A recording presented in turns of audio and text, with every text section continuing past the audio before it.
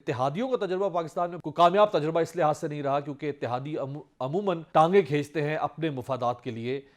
جس طرح ہم نے دیکھا کہ عمران خان صاحب کے ساتھ بھی ہوا, پھر پی ڈی ایم کی جب حکومت تھی تو آج وہی پیپلز پارٹی ساتھ بیٹھی لیکن آج وہ اسی نون لیگ کے خلاف کھڑی ہوگی. تو اتحادیوں کا تجربہ بھی کوئی کامیاب نہیں رہا. کیسے کر پائیں گے پھر یہ ترامیم؟ پاکستان کے آئین کے اندر ترامیم کرنے کے لیے 2/3 اکثریت چاہیے. وہ ہمیں ملے یا ہمیں مل کے کریں, اس کے علاوہ نہیں ہو سکتا. 2017 میں جب یہ الیکشن ایکٹ کی تبدیلی ہو رہی تھی, اس پارلیمانی کمیٹی کا میں ممبر تھا. پاکستان پیپلز پارٹی کا یہی موقف تھا.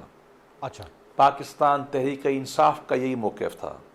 ہماری پارٹی کا موقف نہیں تھا. ہم بھی اندر سے کچھ تیار ہو گئے تھے کہ ہم یہ کریں گے. مخالفت اس زمانے میں صرف 2 جماعتوں نے کی تھی.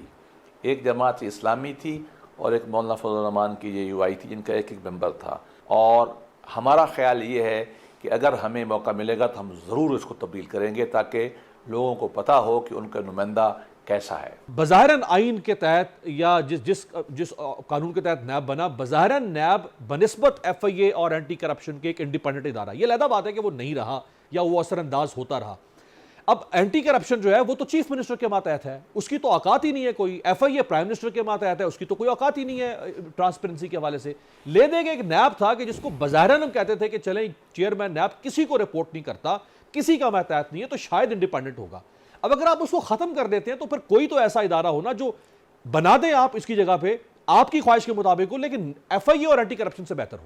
یہ نیب نے ملک میں تباہی کی ہے. اس نے کوئی احتساب نہیں کیا. یہ منی لانڈرنگ کے لیے استعمال ہوتا ہے, پولیٹیکل لانڈرنگ کے لیے استعمال ہوتا ہے. بہترین نظام ہونا چاہیے, انڈیپینڈنٹ ہونا چاہیے, عدالتوں کے مطابق ہونا چاہیے اور بین الاقوامی دستور کے مطابق ہونا چاہیے. اور پاکستان کی عدالتوں نے جو کمنٹ کیے ہیں نیب پر, اس کی روشنی میں لا بدلنا چاہیے. نیب کے خاتمے کا مطلب یہ بالکل نہیں ہے کہ احتساب نہیں ہوگا. دونوں میں فرق ہے. پی ٹی آئی کا جو منشور سامنے آیا کل, اس میں انہوں نے کہا کہ ہم ترمیم لانا چاہتے ہیں اگر ہم حکومت میں آئے کہ آئین یعنی پرائم منسٹر جو ہے اس کو صدر کی طرح ڈائریکٹلی الیکٹ کیا جائے. ہوگا یہ اسی طرح سے بائی کیمرل پارلیمانی سسٹم جو ویسٹ منسٹر ڈیموکریسی, لیکن پرائم منسٹر ڈائریکٹ الیکٹ ہو تاکہ پرائم منسٹر کمپرومائز نہ ہو سکے, پرائم منسٹر جو ہے اس کو تنگ نہ کیا جا سکے. سیاسیات اور قانون کے طالب علم کی حیثیت یہ دنیا میں کبھی ہے نہیں. ایک عہدہ الیکٹڈ ہوتا ہے, وہ صدر ہوگا یا پرائم منسٹر ہوگا. اب آپ ہمیں نہیں سمجھ آتی کہ یہ غالباً ان کا غیر سوچا سمجھا ہوا کوئی منصوبہ ہے. صدارتی انتخابات پھر آپ صدر کو پاور منتقل کر دیں, جیسے فرانس میں, امریکہ میں ہے. صحیح. وہ پھر 2 عہدے نہیں ہوتے, ایک ہوتا ہے. وہ پرائم منسٹر پھر ڈمی بن جاتا ہے. بالکل ٹھیک ہے, آپ بنائیں الیکشن, صدارتی نظام ملک میں لانا چاہتے ہیں تو لے آئیں. آئینی ترمیم کے تحت یعنی پرائم منسٹر کو ڈائریکٹلی الیکٹ کیا جا سکتا ہے یا اس کے لیے باقاعدہ آپ کو آئین کی بنیاد؟ میں آپ کو بتا دیتا ہوں. سپریم کورٹ آف پاکستان یہ کہہ چکی ہے کہ یہ پارلیمانی نظام ہے اور یہ سیلینٹ فیچر ہے.